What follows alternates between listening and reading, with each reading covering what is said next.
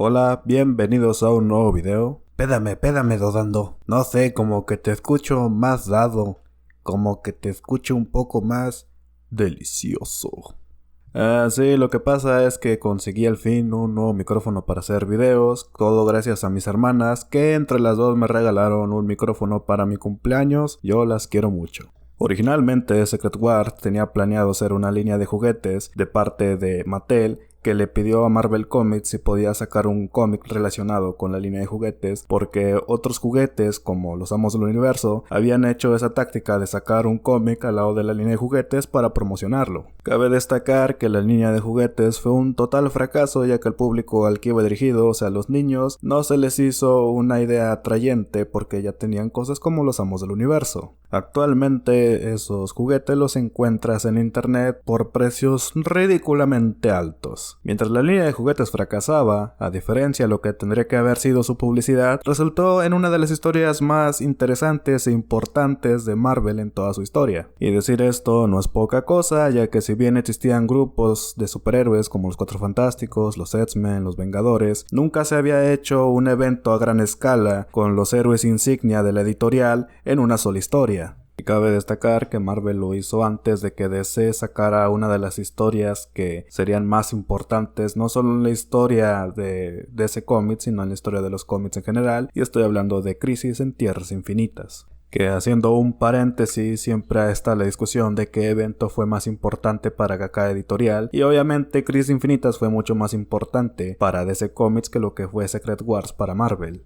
Pero si hablamos de qué evento es mejor, yo creo que me voy a guardar ese comentario para la parte final del video. Secret Wars es un cómic escrito por Jim Shooter y dibujado por Mike Zeck y Bob Layton. Como dato, el nombre Secret Wars se dio gracias a un estudio de mercado de Mattel que le dijo explícitamente a Marvel que el cómic tenía que tener estas dos palabras, Secret o War, o sea, secreto y guerra, porque al parecer los juguetes y cómics que tenían estos dos nombres por lo general eran los que vendían más, y la verdad no se rompieron mucho el coco y le pusieron Secret Wars.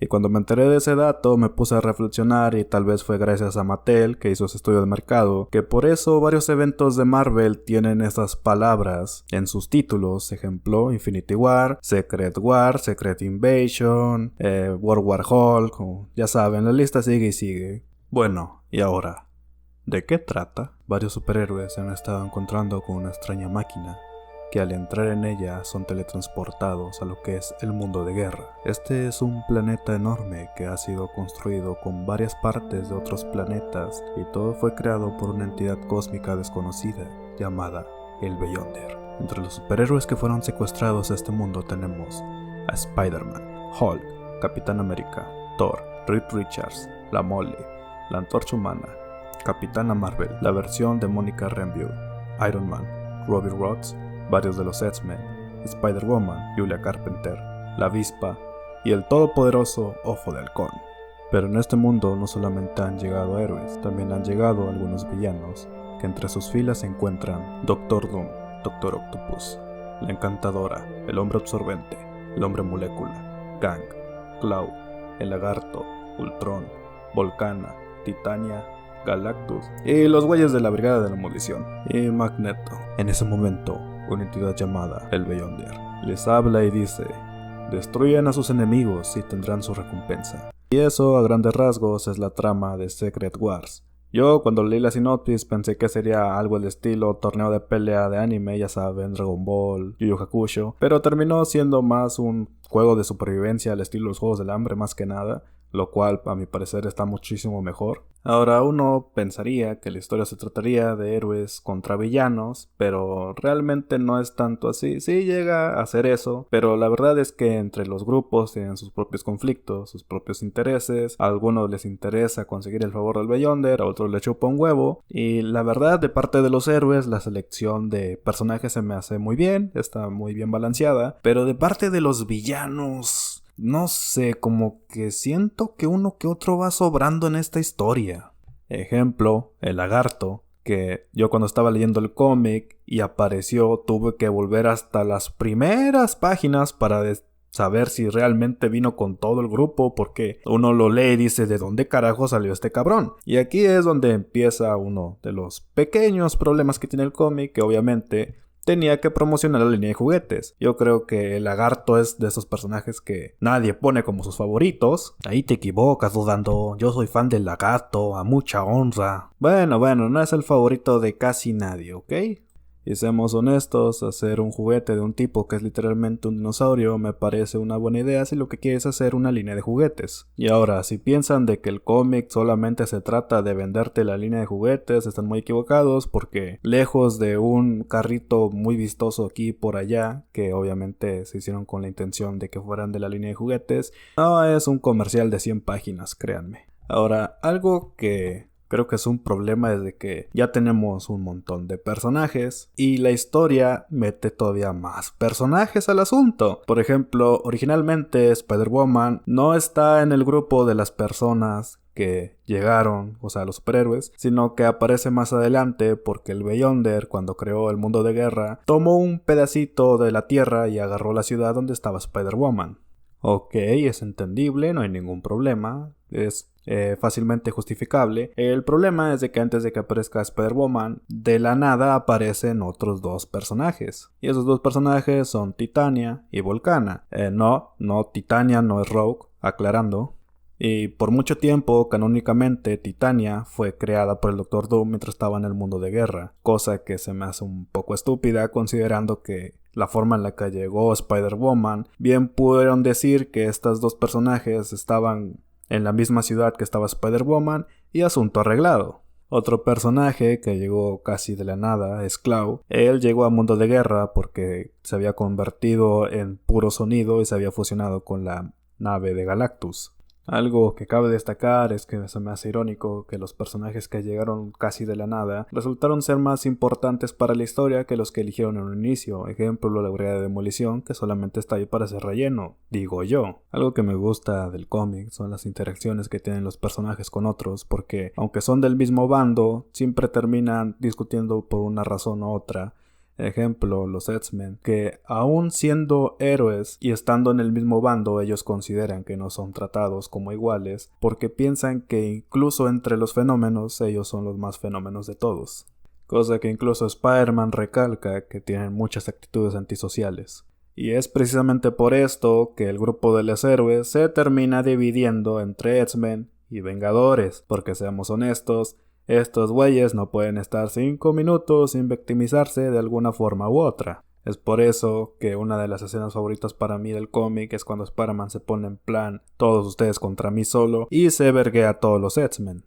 Y hablando de Spider-Man, esta es la historia donde aparece por primera vez el simbionte, o sea el traje negro que usa Spider-Man. Como dato curioso, el traje negro fue hecho por un fan que ganó un concurso de hacer un traje para Spider-Man y Marvel lo compró como por $15 y fue el prototipo del traje que vimos en Secret Wars y más adelante también con el personaje de Venom. Uno de los personajes que serán importantes para la historia y personalmente para mí es uno de mis favoritos es Sahig. Ella proviene de uno de los muchos planetas que el Beyonder tomó para hacer el mundo de guerra. Una de las decisiones que tomaron, que a mí personalmente me encantó y más adelante explicaré por qué, es que este personaje no puede comunicarse con ningún otro personaje, porque no hablan el mismo idioma. Yo a lo largo de la historia pensé que en algún momento un telépata como Charles Xavier o algo así, ya ves que había también gente que manejaba la magia, haría que este personaje por una u otra razón pudiera comunicarse con los demás héroes.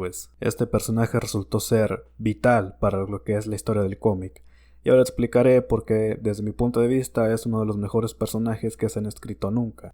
Yo sé que actualmente Marvel tiene planeado hacer una adaptación de Secret Wars. Y yo sé que no agarrará esta historia de los 80, sino que querrá adaptar lo que fue la historia del 2015, porque seamos honestos, es mucho más popular. Pero yo les aseguro que si en algún momento aparece este personaje en lo que será esa cinta, indudablemente estará mal adaptado. Y no lo digo porque el personaje físicamente no se parezca a lo que es su contraparte del cómic, porque ya hemos visto que hay personajes que no se parecen en nada y resultan ser buenos personajes. El problema es la mentalidad que tenemos actualmente. Este personaje no se puede comunicar. pero indudablemente, aunque no entiendas lo que dice, se vuelve uno de tus favoritos porque es una buena persona. En el transcurso de la historia, ves cómo ella sacrifica todo lo que tiene para hacer el bien con las personas, y más hacerlo con gente desconocida que ni siquiera es de su propio planeta. Vemos cómo esta da parte de su vida. Cuando la avispa estaba al borde de la muerte, ella decide impregnar una parte de su alma para que ella pueda revivir. Yo creo que un problema por el que pienso que podría estar mal adaptado este personaje es que, como entiende la gente que es buena persona, indudablemente creo que lo primero que harán es hacer que se pueda comunicar con los héroes. Y estoy seguro que durante el transcurso de la película o la adaptación, lo que sea, se la aventará dando discursos o teniendo ideas lo que son políticamente correctas actualmente. Y yo no lo veo mal, pero es que la esencia del personaje es de que, aunque no le entiendas, tú sabes que es buena persona porque una buena persona se mide por sus acciones. Yo creo que ese es el núcleo del personaje y lo que querían dar a entender cuando lo hicieron.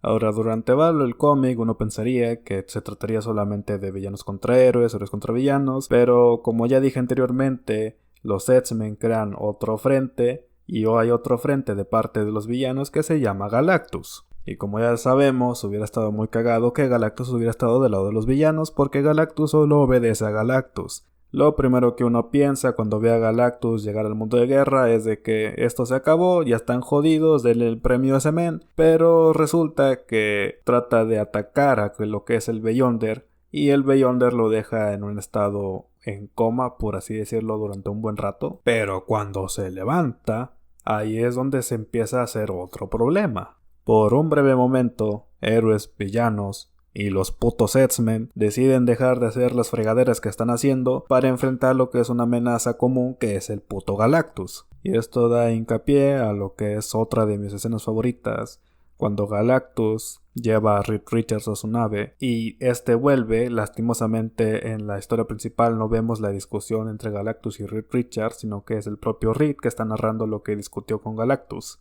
Y aquí es donde tengo un pequeño problema con esta escena. Reed Richards le cuenta a los demás héroes que Galactus está dispuesto a hacer un trato con todos ellos.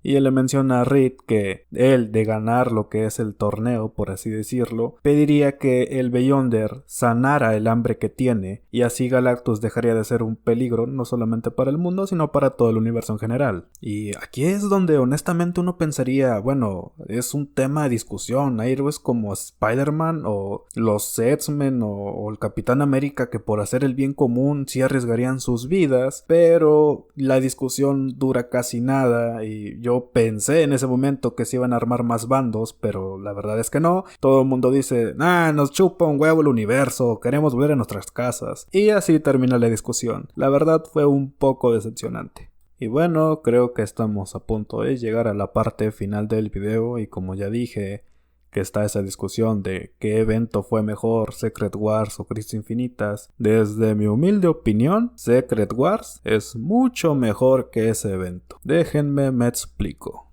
Cuando leí Crisis Infinitas era muy notorio que era un intento de arreglar la continuidad de DC Comics porque así fue como se vendió y eso fue lo que tenían planeado. Tiene cosas interesantes, pero pasan tantas cosas en tantos lugares que es difícil seguir la línea general que te quiere contar la historia y no terminas de entender muy bien qué es lo que está pasando. También tiene sus momentos icónicos, bueno, de hecho demasiados icónicos, pero para llegar a esos momentos tienes que pasar por un montón de páginas de eventos que no tienes idea de cómo se relaciona uno con el otro. Y a pesar de que Secret Wars tiene una historia mucho más sencilla, yo creo que es mucho mejor llevada y es mucho más entretenida, porque está mucho mejor centrada. Y aunque para DC lo que fue Crisis Infinitas fue un evento súper relevante, Secret Wars también tuvo sus consecuencias a largo y mediano plazo. Ejemplo, el traje simbionte que trajo Spider-Man del mundo de guerra. Y creo que se me olvidó mencionar a uno de los personajes vitales y principales de esta historia, que es el Beyonder. El Beyonder originalmente solamente era una entidad cósmica que no tenía ni siquiera cuerpo físico. No fue hasta su secuela y demás apariciones que este personaje tuvo un montón de retcons, haciéndolo mutante, que cuando hizo Secret Wars era un bebé. Yo personalmente mi versión favorita del Beyonder es esta, su primera aparición, porque la verdad lo que siguió después ya no se me hizo un personaje tan interesante. Y hasta aquí llegamos. Evité contar el final y los eventos que cuento en este video no lo hice en orden cronológico, precisamente porque quiero que ustedes lean la historia. Este es de esos cómics que envejecieron como el vino y espero que lo disfruten. Nos vemos en el próximo video. Adiós.